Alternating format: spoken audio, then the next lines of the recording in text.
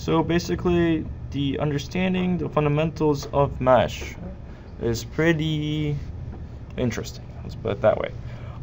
There is a tab on your 3D modeling that says mesh. The thing about mesh is you can design parts directly as a mesh, or you can create it as a solid and then convert it into a mesh as needed. So you have a solid object. So we have a box. There's two ways of doing this. You can convert to a mesh by going smooth objects and select the solid object that you created, and it already smooths the objects, converts it into a mesh, so it makes it a little bit smoother. As you can see, it takes the corners and fillets them nicely. The other option is you can go directly from mesh, create a rectangle, and this is a mesh. The way I can verify it's a mesh is by selecting the object, and if you are in any of these options up here, you will see a smooth and convert mesh tabs that open. That pretty much tells you that this is a mesh object. In previous versions of AutoCAD, that did not come up here, so the way you would tell if it's a mesh is by selecting it. You'll see that's hatched completely. Now the hatching can be, you can state that it's a exploded solid that's unioned, but it can also specify that it's a mesh. Now the nice thing about mesh is you can modify it as you please. So if you have a rectangle, you can actually hold control, select a surface. You can even select an edge, and you can pull it out just based on that point. So you can see the rest of the whole part is not moving. That's because this one area, there's 3 lines. Those 3 lines are getting modified when I select the corner. If I'm selecting a surface, like this area surface here, it has these 4 lines, and only those 4 lines get moved, while everything connected to those 4 lines gets pulled away. Now you don't have to even do it on a y-axis. It can be on a z-axis. It can be in any axis.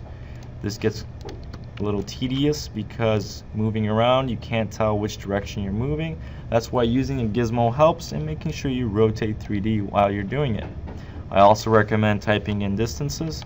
That way you can't make a mistake unless you're looking to make a mistake. So that's editing that part. You can also select more than one surface or more than one line. So if I want to select, let's say, this surface here.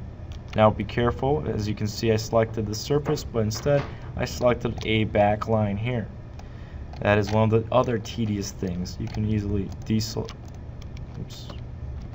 So I'm going to do it again, reselect them. So now I have 3 surfaces I selected. You can see it by the points, and these surfaces are shaded in.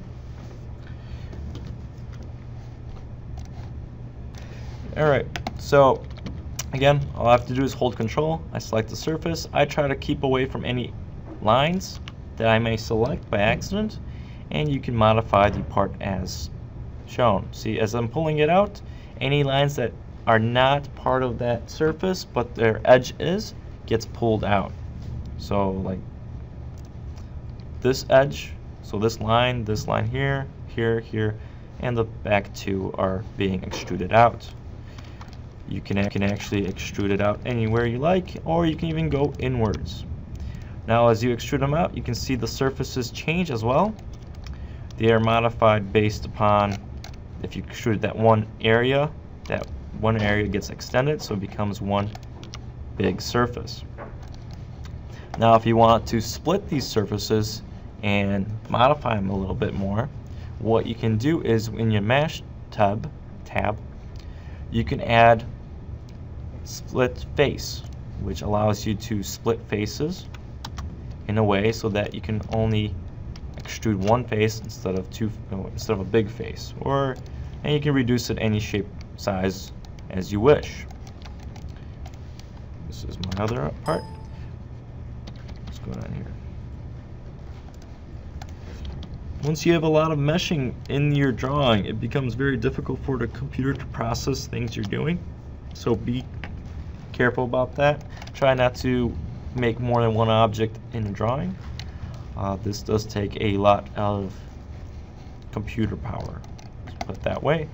Now, in other things you can do with these surfaces, these faces, you can actually merge them. So if you're happy, if you want to just move all these surfaces here, or these faces, and you want to make it one piece, you can merge the face. And this is a graphical error right here. This is should be a surface, but it's causing problems because I made these all flat, or combined, merged them. You can also close holes. So you would select the edges.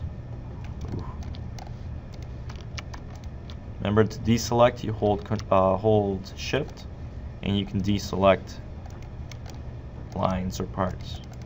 Oh, this is not. Well, we can skip that one. I'm actually not liking this design whatsoever. I'll go back to my previous one. I'm going to change this one a little bit. So you can see as I'm selecting the center surface, I'm extruding it all the way down. It's creating a unique shape. This one is smooth 1 because the edges are smooth. You can unsmooth it by going to smooth less, where it becomes more of a rectangle shape. And you can also smooth it more. So if I go more, I can click on that until the computer or the program will tell me that you cannot smooth it any more than it is. That gives you a nice smooth object. You can still modify it as you wish, but doing so really irritates the computer. I'm going to delete this one so it doesn't interfere with my my cup design.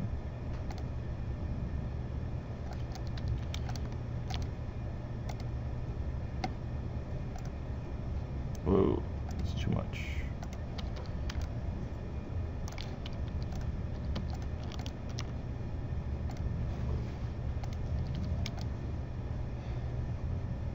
So it's getting so bad that the graphics card can't keep up with what I'm doing. Let me see if I can change my conceptual. No, it's not going to help. That helped, but not as much as I hoped. So I'll go back to conceptual. In any case, I have an object that has a unique design, but I do want to make the bottom flat. Right now it's too oddly shaped, or let's say I want to make the lips. I can't do lips here. Yeah, I'll make the base flat. So in case you have an object, let's say you want to create a flat area, but you want the top to be more smooth. Example, we have that dipped in, and I want to make the bottom as flat as possible. You can do this by adding a crease. Adding a crease. So adding crease, you select all these surfaces. Again, be careful not to accidentally select a line or an edge. Again, holding Shift removes that. And I'm adding a crease. Specify crease value. I always keep it as always so that it stays a crease all the time. You can also remove it. Once you have a crease completed, you can remove it. And that also will remove it. So that's pretty simple. And now if I smooth this out, you can see the base is completely flat. If it wasn't flat, so that's with a crease. And I'll show you without a crease.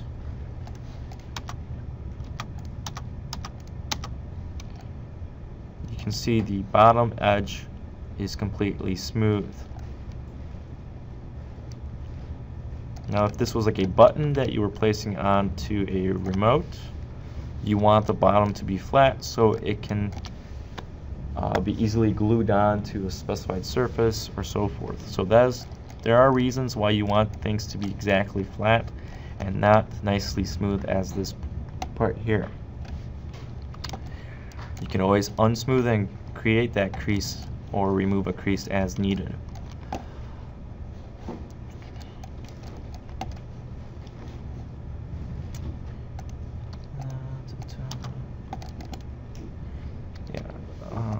Let's see if I can set this up.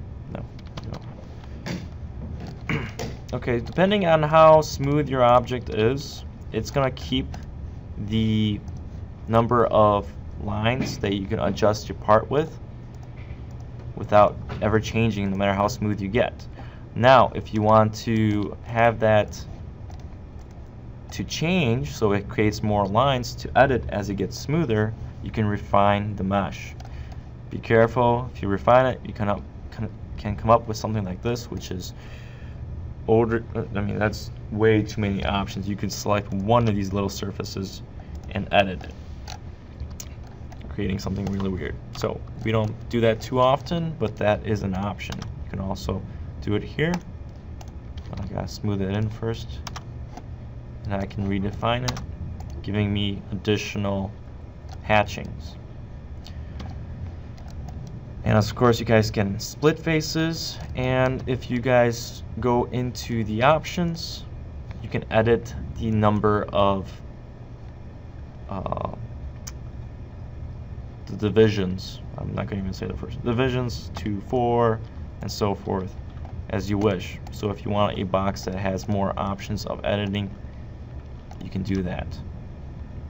Remember, the more boxes you have, the more lines, the more definitions, the more the computer will work harder to modify that.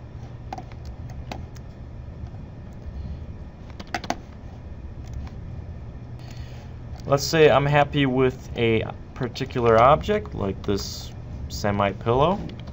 What I can decide to do, since right now I cannot print it, it's not an STL, it can't be saved in STL, it's completely hollow, and it's not even a surface.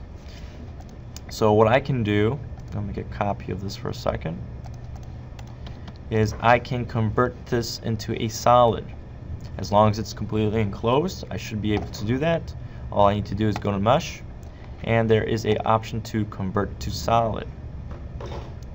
So I select the object, it converts it to a solid part. You can still edit it based on a... Uh-oh. There goes my computer. Like I said, so you gotta be careful if you want to edit something that's already been a mesh, because that creates issues with your computer as well. So we have a mesh, we convert to solid, you can also convert to a surface. Make a copy once more. So you can go back to mesh, convert to surface, so it's a surface now. Again, since it's a surface, it doesn't allow you to select each specified rectangle. You select the surface to modify it. It's completely hollow. This one is solid, you can 3D print this. This one you can't. And finally, this is the mesh, and I can show you guys one more, which is a simple explosion.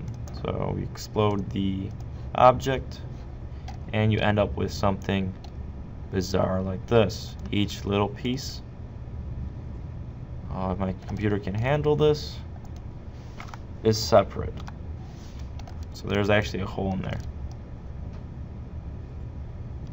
I do not recommend exploding your mesh, because it will render it useless. But if it does happen, what you can do is you can use the sculpt command to try to bring it back to a solid, or you may try to union it. Select, your computer can handle this, the entire object, and it's not going to union it. You can also try to convert it back into a mesh.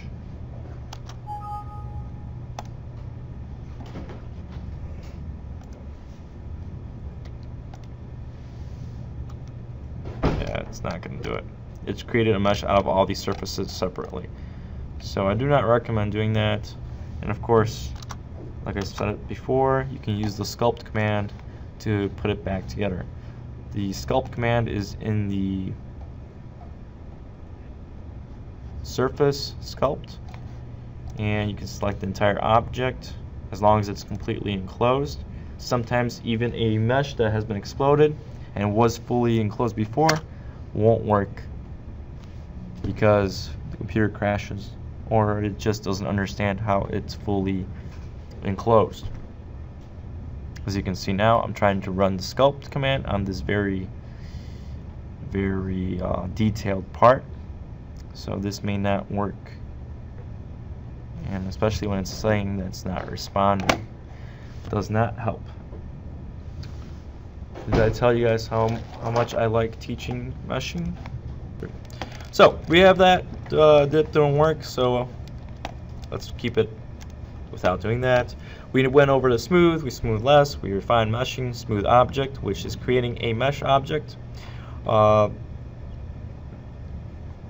you add crease, remove crease, extrude faces. Extrude faces basically the same thing for what you're used to, except for this is for a mesh.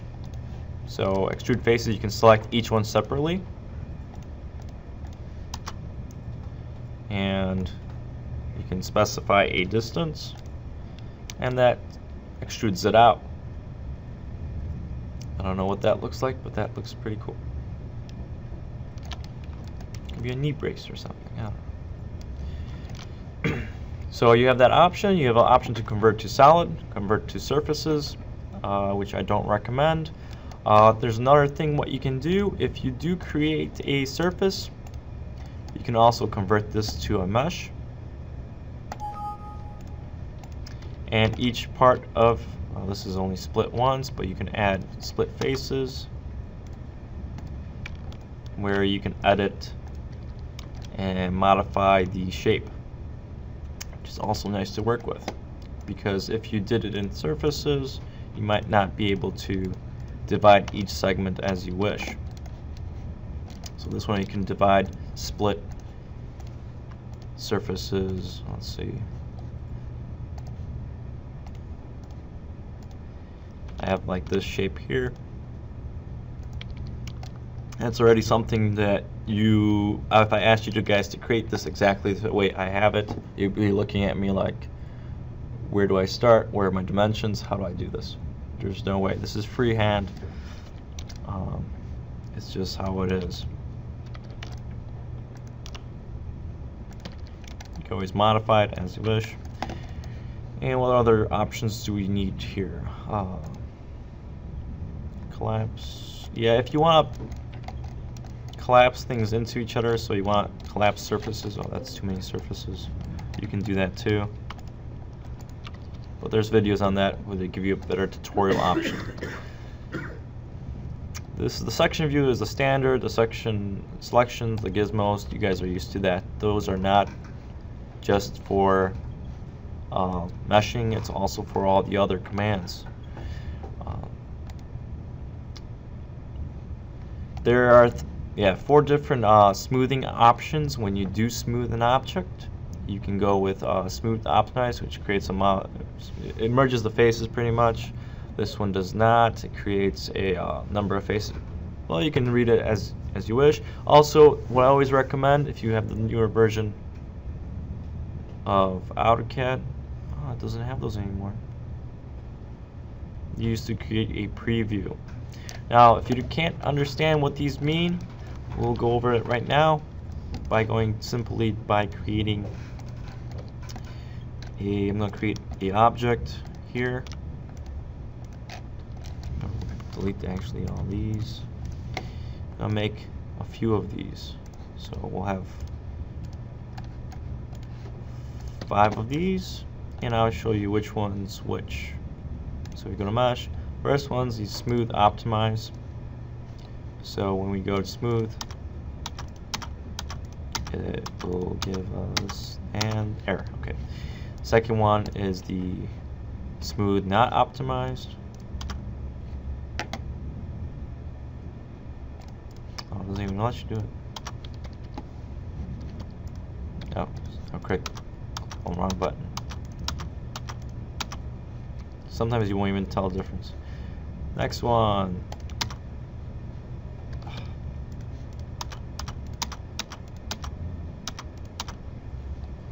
and the final.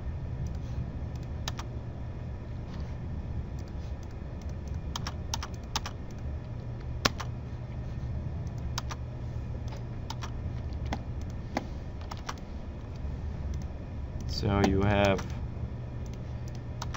4 of these. They all look the same.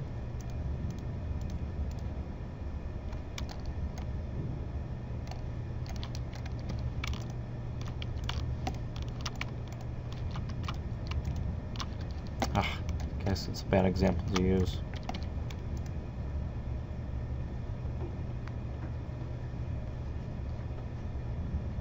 If it's more of a complex model, that's what I should have used, then you would see a difference. Since they're all similar and they're all specced on the same spacing of the divisions,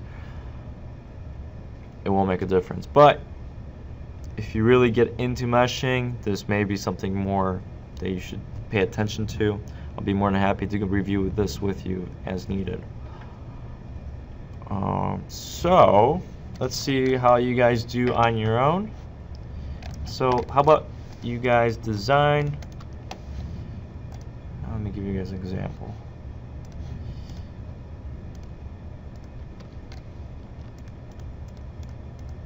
I want you to design a part that has all 4 corners, which is tricky to do. Stretched up. I want you guys to revolve the part. Take the inner surfaces. Oh, maybe I shouldn't jump so fast ahead. Don't rush, this takes some time. And we're going to merge these faces so it becomes one big box.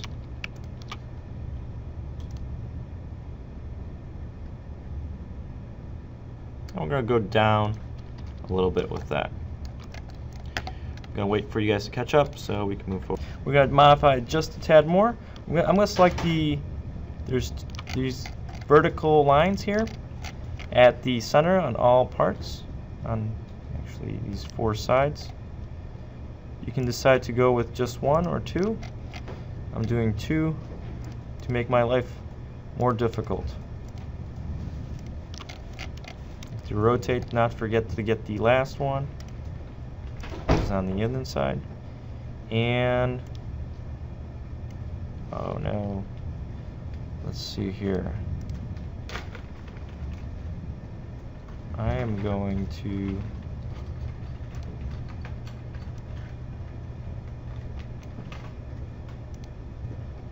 it's not going to help me here.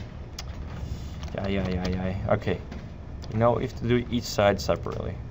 Otherwise, we're not going to be able to do the design I'm looking for here. So I'm going to change my gizmo to back to my move gizmo, and I'm going to move it in toward itself on both sides. Now, you don't have to do exactly what I'm doing, but anything close to that will show me that you know how to select just the vertical lines, and that's great. In addition to that, what we're going to do is we can actually move on to our next step, would be to go ahead and smooth it, actually. See how it comes out. Smooth more. We smooth it more to create a nice object. Now, as you can see, kind of looks more like a tooth than anything else. It's alright, but I want to make you guys add one more thing, which I'm going to unsmooth the object just a bit right after that. Smooth once, so you can see the bottom has somewhat of a surface here. I'm going to select that bottom surface, the last bottom surface. Doesn't matter which surface you decide to select. I'm just going to select the inside on all 4 of these, and I'm going to add a crease.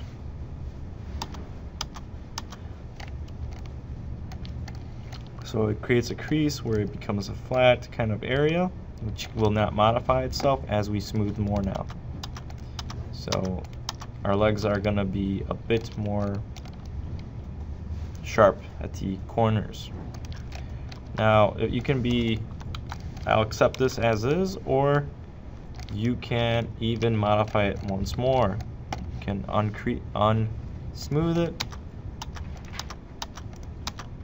and select the bottom, and you can pull that up like so.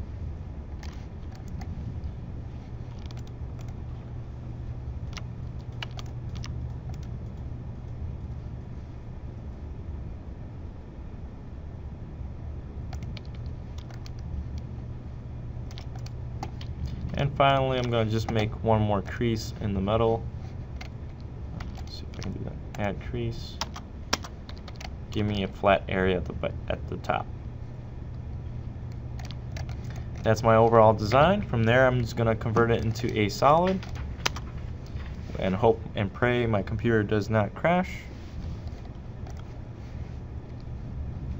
Oh, should have made it smooth here.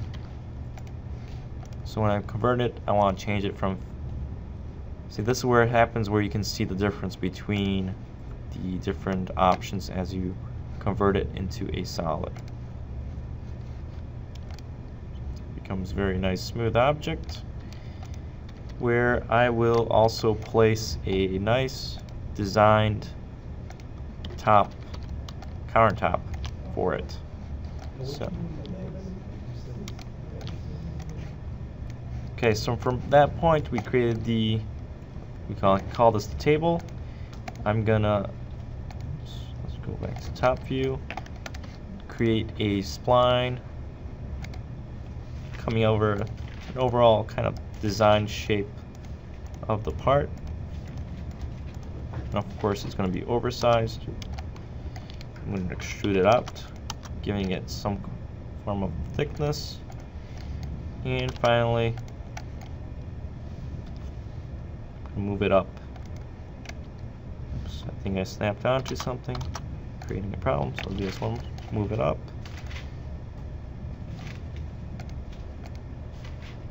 Oh, come on.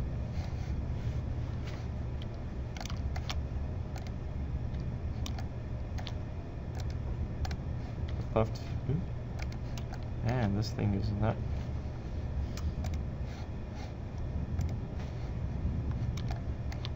On a left view.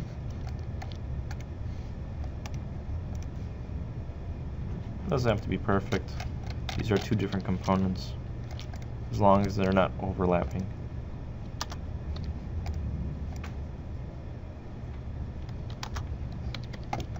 Giving me a nice table.